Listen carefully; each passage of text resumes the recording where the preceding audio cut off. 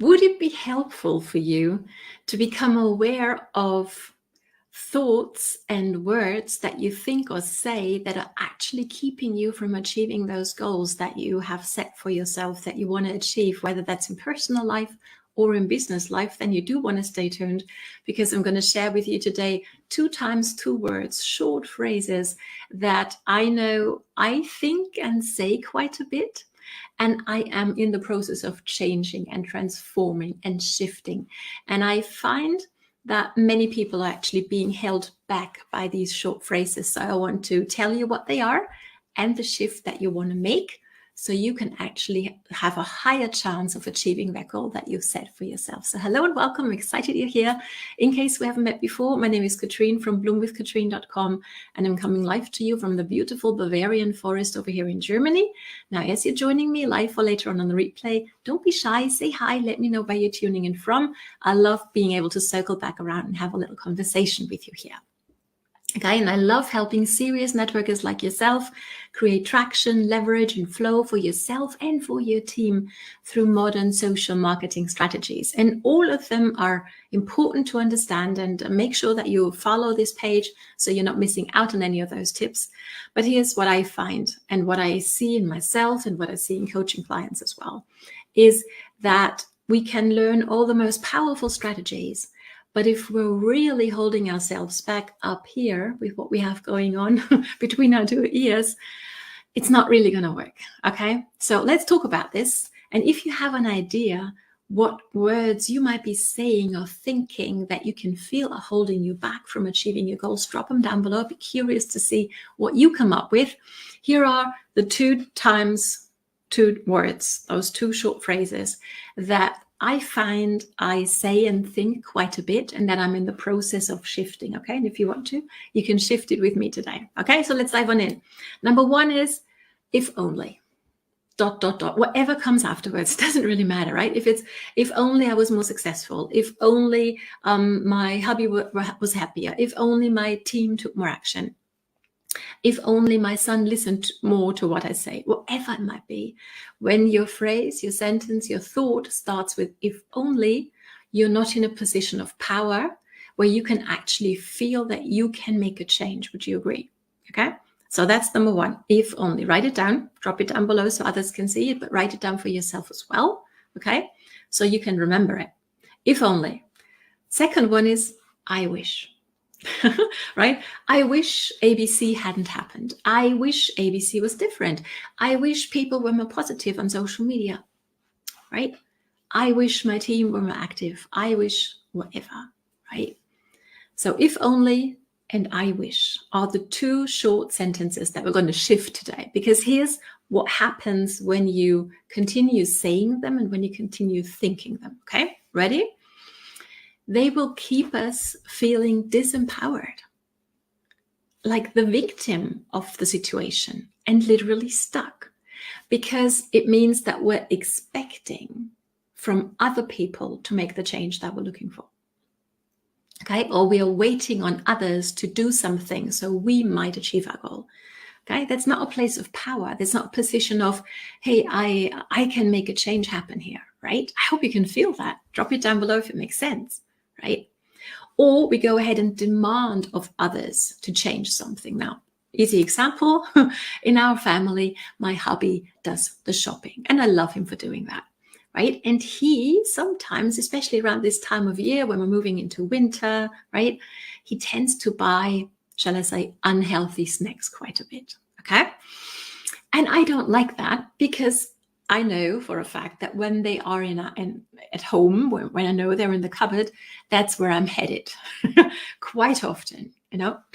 So let me know whether you can relate to that. So what I might do is, or what I used to do, is I would speak to him, like demanding of him, like bossing him really, telling him, hey, don't buy that stuff, right?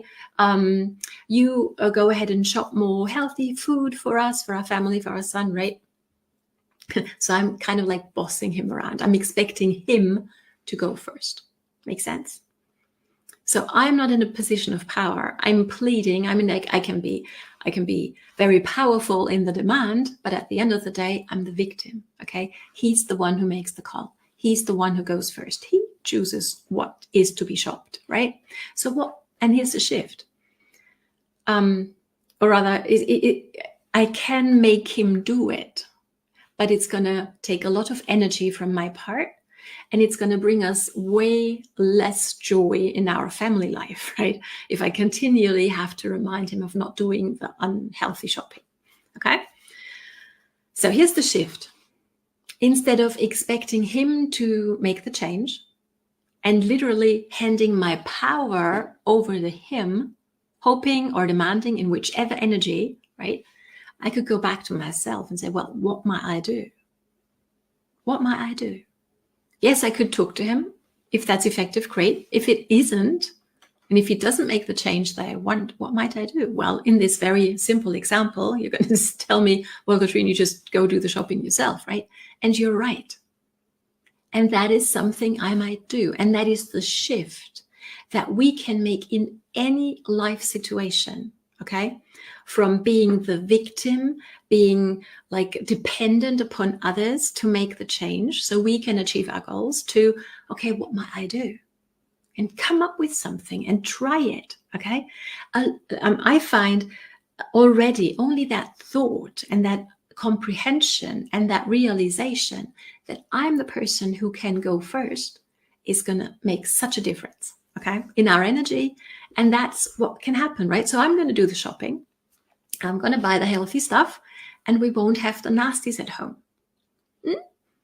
That's going to make the change happen that we all want to see in our lives, in our family, right? So what might I do?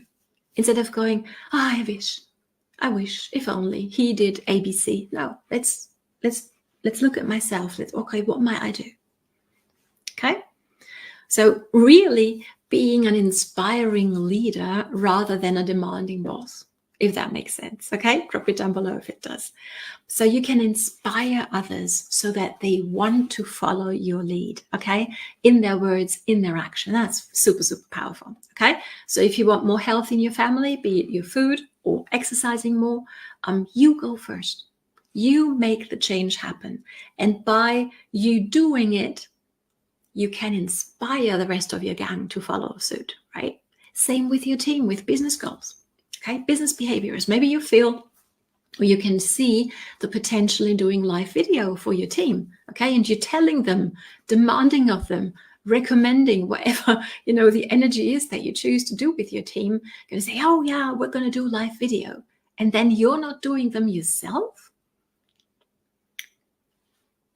Or you going ahead, you leading the way, you being able to show on team training, hey, these are the live video topics I'm going to do this week. Who wants to do the same ones, or who wants to, join me in that little challenge, okay? These are the topics for this week that I've come up with, and work on that, and then inspire your team to do it with you, okay? Or if they're not ready yet, they can be inspired, okay? You can inspire them by your action. What would that feel like on team training, rather than going preaching, this is what we're going to do, and then not really doing it, or not showing to them that you're doing it, or actually leading with example, going first. Okay, same thing, of course, in relationship behaviors as well. Okay, so I hope this makes sense. I hope this is valuable. If it is, please drop your main ahas always underneath this training episode, because then your name goes onto this green list down, but not down below, but back over here, okay? And on the last Saturday of the month, I always give away one free coaching session, okay? I hope it's going to be you. And the more often you leave your 3 main ahas underneath my training episodes, the more often your name goes onto that green sheet back there, okay? So increasing your chances of winning that coaching session. So look for, whenever you're thinking, if only, look for those I wish moments in your life. And I hope you're going to remember this, okay? That you can make the change happen. You can shift your focus from being a demanding boss or a pleading, please do this for me, right? To coming, really owning your power, owning your responsibility as well, right? And making happen what you want to see happen in your life, and thereby inspiring your people to make the same changes. Okay, so thank you so much for joining. Looking forward to see your main three ahas. That's what I wanted to say. Thanks for joining me. It's time for you to take action now, okay, to get aware of whenever you say, if only I wish, and to make that change, to implement what you've just learned. That is how you're going to start to bloom, and it's time for you to do just that. Thank you so much for joining me. See you next time. All the best from Katrin. Bye.